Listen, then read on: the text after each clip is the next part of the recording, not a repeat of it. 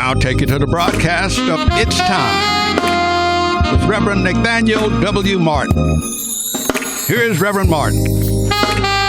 Thank you, Dr. Blackwell. My name is Rev Nathaniel W Martin. I'm the pastor of the New Life Institutional Baptist Church here in Los Angeles. We're located 8916 South Main. I want to say hello and good afternoon, good evening, never good night, and never goodbye to everyone who is listening, who may pick up this offering by way of KTYM Media or YouTube or podcast or however you may be blessed. We trust to encounter us in your busy schedule. The name of this offering is entitled It's Time. And the question to be asked is always, what is it time for? And in our case, it's time for justice. That must include environmental justice, because our health outcomes are much worse than, shall we say right now, the majority group or other groups. And it must also include economic justice, and that economic justice must always make way for reparations. Yes, reparations for crime. The great crime of America was slavery. The great sin of America was slavery. Well, the sin has to be atoned for to God, but the crime has to be atoned for to the people, the victims of that crime, and that victim were the descendants of the slaves and their descendants. Not merely because of slavery, but because of the extension of the philosophy and the regimen, and the mindset that drove slavery, which was white supremacy. As the late Vice President of the Confederacy, Alexander Stephens, said, that the foundation is laid and the cornerstone rests upon the great truth of the inferiority of the black people, of the African race, that their normal condition is to be in subjection, in slavery to the dominant group, which is the white man. Yes, the white man, according to Alexander Stephens, was best fit to rule, and the black man was only fitted to be in slavery, to be told what to do. As a matter of fact, we were told that we were quite happy, although those many slave insurrections and the millions of slaves, thousands of slaves that took the opportunity once the Civil War started to flee the plantations and join up with the North, the Yankees, would seem to refute such a point of view as that the slave was happy being a slave. In the 15th chapter of the book of Deuteronomy, we find the just biblical instruction for reparations, and it is to the immediate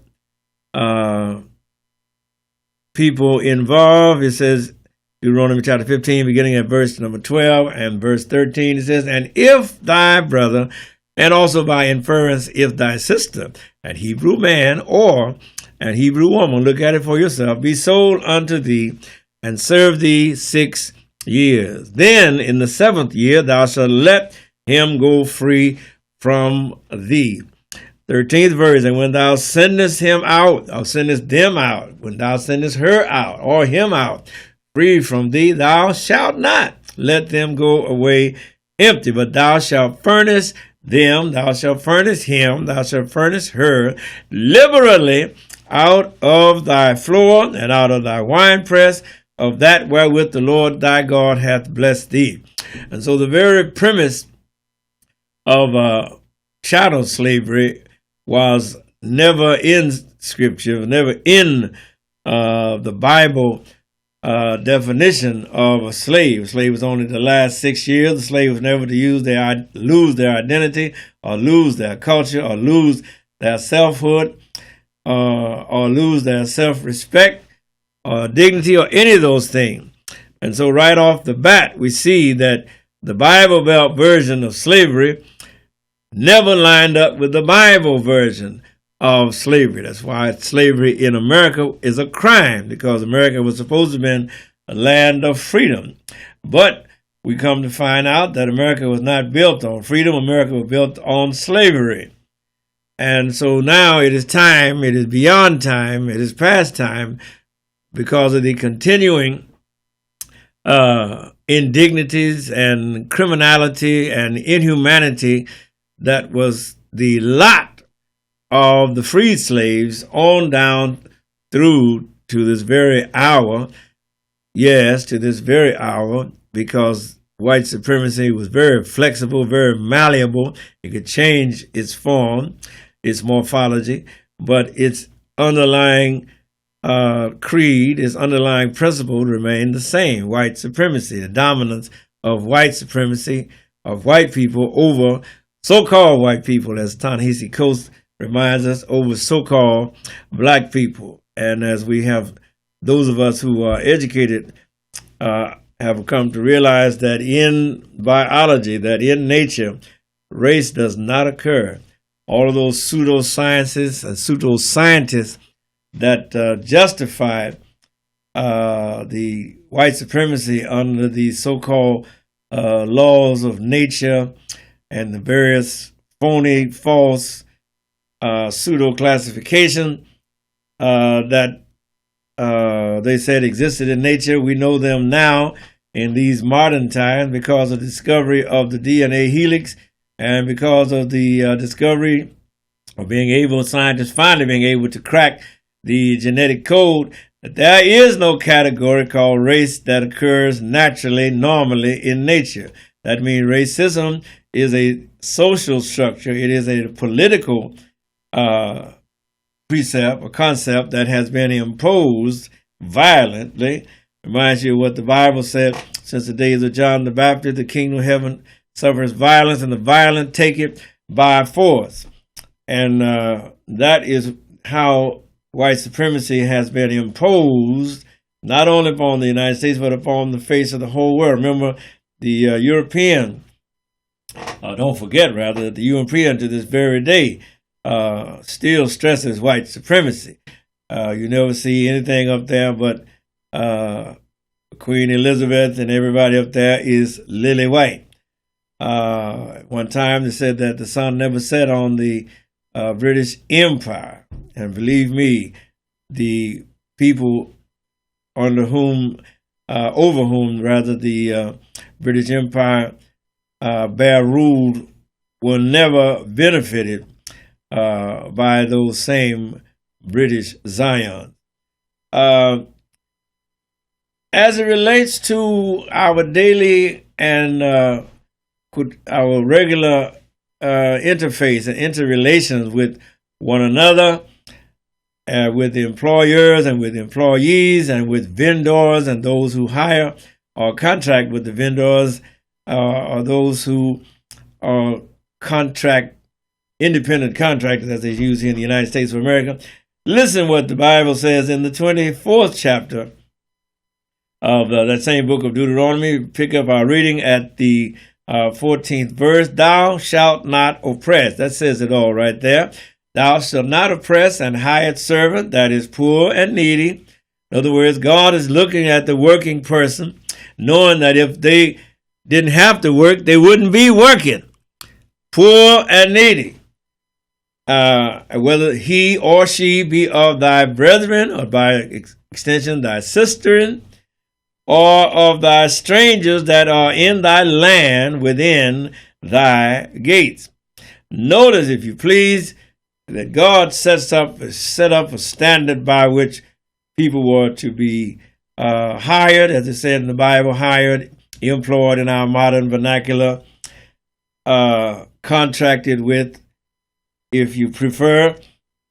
But it says, thou shalt not oppress. And the word oppress carries with it in the Hebrew language the sense of someone who is extorting. That means you are extorting a person for their labor, and then further extorting them to diminish their hire, to diminish the amount that you should righteously pay them for what they are doing.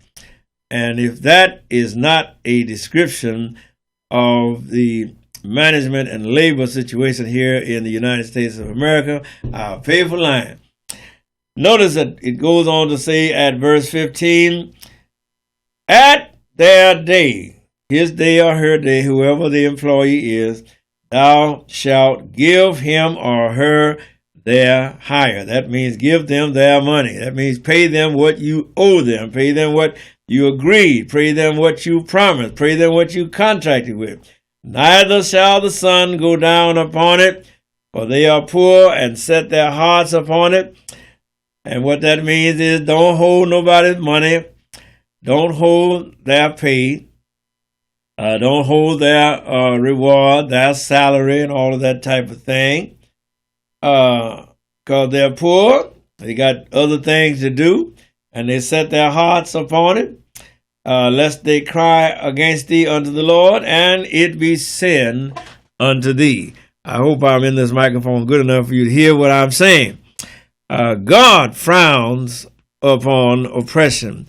God frowns upon extortion. God frowns upon the oppressor. Therefore, God frowns upon the acts and the lies and the deceit and the fraud that describe and that identify and are the concomitants of oppression. Oppression takes many forms, and but that's okay. God is looking, and God is booking. As I've often said, if America had been fair coming out of the Civil War, 750,000 Americans, not other people, but Americans, and that included over 180,000 to 200,000 black folks, slaves, who fought in the Civil War. Yes, had it not been for the slaves that fought in the Civil War, the North would have lost. Because the South had the advantage of having their slaves to take care of the home front and help them to build forts and dig trenches and do all of that other manual labor that armies have to have done, but yet and can't rather function without those things being done, building forts and the like. And that's what the Confederate States were getting their slaves to do for them. That's why the South was winning the war. Abraham Lincoln said himself, I believe it was in 1862, or in 1863, rather, while he was sitting for a portrait by an artist, I forget his name, and I won't attribute, but he told the artist, said it had got to the point where we had played our last card and must either change our tactics or lose the game. And that is why Abraham Lincoln came back and signed the Emancipation Proclamation. Actually, he crafted the Emancipation Proclamation, and whatever we in our modern day looking back may talk about its limitation, at the time that proclamation became active or effective, it brought joy, it brought freedom, it brought exaltation. And if you don't believe me, read the words of the late great Frederick Douglass, how he felt when he woke up that morning and waited all day long because of the fact that Lincoln didn't sign the Emancipation Proclamation until after 2 in the afternoon, because on New Year's Day they always shook hands at a line of people. And he didn't sign the Emancipation Proclamation until after 2 or 2:30, around about that. And the word didn't get down across the nation to New York and Boston and the places like that until late. And a lot of people were anxious, and some were despairing, and some were wondering. And then the glad news said he signed it, and they came, they had the telegraph, tap, tap, tap, tap, tapping, all of that business, Morse codes and the like. But when he got through tapping, the Emancipation Proclamation was a established fact, and it changed the whole tenor of how the European countries who had been standing on the sidelines, and who some were thinking about coming in on the side of the Confederacy, and some were thinking about coming in on the side of the Union. But once Abe Lincoln signed that Emancipation Proclamation, that it went out, and the diplomats were able to tell the British and the French and the like that we are fighting for freedom. We are fighting to abolish and to end and to stamp out and to exterminate slavery wherever it exists in the Union at that time. It's called the Union, not called the United States until later. And so, with that in mind, remember that if America had been true coming out of the Civil War, when he had the greatest opportunity to do right, the South had got his behind kicked. The Southern planters had lost their fortune. Remember all those millions of dollars that they had amassed, as Abraham Lincoln so eloquently addressed it in his second inaugural 250 years of the bondsman's labor shall be sunk, and to every drop of blood drawn with the lash is paid for by one drawn with the sword. So reads the second inaugural of Abraham Lincoln. That's a speech you should learn. Not just the Gettysburg Address, which talked about a new birth of freedom, because the first iteration of the 13 colonies was born with a compact, with a compromise between the slave power and the freedom-loving power. You had high and lofty words, but you had low and evil deeds. For the nation was saying, we hold these truths to be self-evident, that all men are created equal, which is high and lofty. But yet, they had a 3/5 clause in that Constitution. And that 3/5 clause, rather than talk about using the term slave, it talked about people held to labor, involuntary servitude, and the like. But the meaning was clear. It was a sop, as it were, to the Southern planters, to the Southern slaveholders. Remember, originally slavery was all over the 13 colonies. New York, Mr. Stuyvesant was a slaveholder. There was no virtue in New York. New York was a slave state, and it promoted, it condoned, it had slave stockyards, slave auctions. Washington, D.C., the capital of the nation, had auction blocks and slave enclosures where the slaves were pushed in to be auctioned off or to be sold. The very White House itself was built by slaves. I think Michelle Obama indicated that in one of her many remarks that she made, and she was more vocal about it than the president.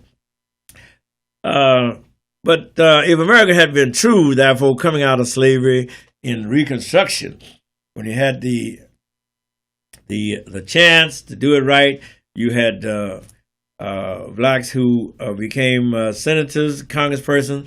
You had the development of the public school system during that time. That was another innovation by the former slaves, who knew that their people need to be educated, the white people need to be educated. So they developed the plan for the public school system. Now look at the public school system, and it's not at all as it was intended. Why is that? Because it was undermined by that same white supremacy. Look at the health outcome. the director of health for the state of Kentucky made these observations. He says that there are African American mothers with college degrees have a worse outcome than white college dropout, white women who dropped out of college. African American women have a 9.9 infant mortality rate. In other words, the white woman has only a 3.7% of having an infant die in birth, whereas the African American woman has almost a 10.2% likelihood that the child will die in childbirth, or that will be complications for the mother and the child. And that's even if you have good health insurance. That was the case recently right here in Los Angeles at Cedars-Sinai Hospital, where the mother had a successful birth. They had good health insurance. In Cedars-Sinai, you got to be the best, right? And yet the husband could not get the nurses or the attendants to attend to his wife, and she was losing blood, and he kept telling them, and they told him that his wife was not their priority, and that wife died, and that was only, I believe, last year. And so that racism, that white supremacist mindset, where you look at upon the black body, the black baby, as being a pathology, but you look upon the white baby, the white body, as being a blessing, is still entrenched, is still extant in our institution. Institutionalized racism stems straight from slavery. That's another reason why we need to be working hard on getting reparations, because our health outcomes are stemming from the vestiges and the legacies and the relics, or whatever other adjectives one may find to use to describe the existence of racism and that race hate. Remember, the white people in the South, for the most part, hated the black slaves. They hated them. They worked them to death. They were never supposed to have gotten free. And as Mitch McConnell tries to, claim, 100 years ago, we don't have nothing to do with that now. Yes, you have everything to do with that now. Because if America had been straight, had been true, coming out of the Civil War into Reconstruction, public schools, if they had been fair with the health care outcome and the hospitals, if they had been fair with the housing, because housing is key to everything else. You got to have an address. You got to have somewhere to go in and get out of the public eye. You got to have somewhere that you can call your own, that you can stop for the night and rest for the day. It doesn't have to be a mansion, but you got to have somewhere where you can replenish, restore, renew yourself, your face for the next day. Most of you know what I'm talking about. If you are homeless, you're in a terrible condition. And don't ever forget that the ghettos were designed by the federal government, by the state government, by the county government. The suburbs were designed by the federal government, the state governments, and the county government. The United States of America was always given a sop to the Southern Democrats, who wanted to keep the newly freed slave population in their local area with no money and as a available labor force that could work cheap, because if you ain't got no money, you work for anything, because you got to get something to eat with. And therefore that extortion or that exploitation, as the late Malcolm X termed it, continued. It continued, and it continues to this very hour. While the very fact that they brought these immigrants over is a indication, evidence, thank you so much, of the intent of those in power to exploit the labor market. And so we have the condition in America that obtained, and as Ta-Nehisi Coates tells us, that is not by accident. That is there by deliberate intent, by deliberate policy. And we may as well face that and acknowledge that, that the nation did not want to live up to the high and lofty principles of all men being created equal, and that they are endowed by their Creator with certain inalienable rights, and among these are life, liberty, and the pursuit of happiness. No, they still wanted to live by the Dred Scott decision. They still wanted to live by the declaration in the Mississippi Secession Act that was enunciated, and codified by Vice President Alexander M. Stephens. And so as we look about our nation in getting ready for an election next year, keep in mind that a lot of people have not yet attained unto the promised land. As long as these infant mortality rates are as they are, we haven't got there yet. As long as the educational system is in its penurious condition, where we have only now a school-to-prison pipeline, and we do not have a school-to-college to a better living pipeline, then the ideal has not been reached. And for those reasons, a social explanation must be sought for these various outcomes. And as I wrap it up, women from Africa, women from Africa have a infant mortality outcome equal to the white woman. Equal. That means there's less stress in an African woman in childbirth or in pregnancy than there is in an African American woman who has a constantly exposed to what you call microaggressions, the everyday, day by day debilitating stresses that are imposed from the outside. It doesn't come from within, it comes from the outside. One has to fight it from within. And that within itself, that fight is a continuous stress. And so,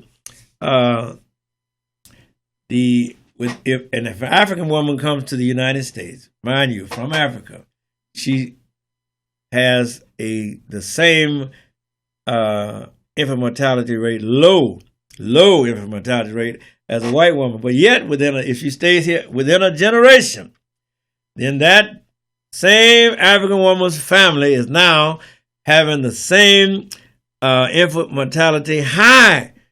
infant mortality rate that an African American woman born here in the United States of America has. And so as I wrap up, talking again about reparations, the necessity of reparations, the right for reparations, the need for reparation to address that wealth gap built up from 250 years of slavery and then over 100 years of Jim Crow.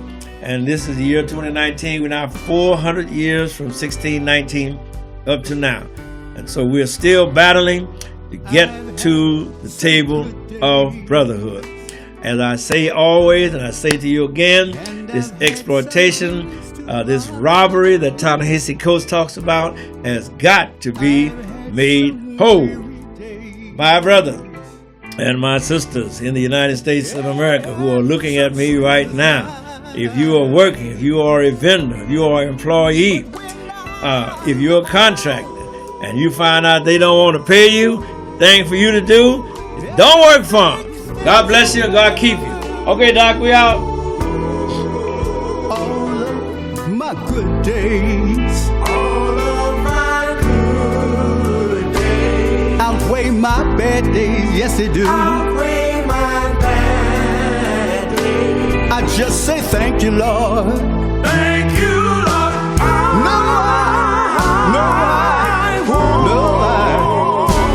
I won't complain.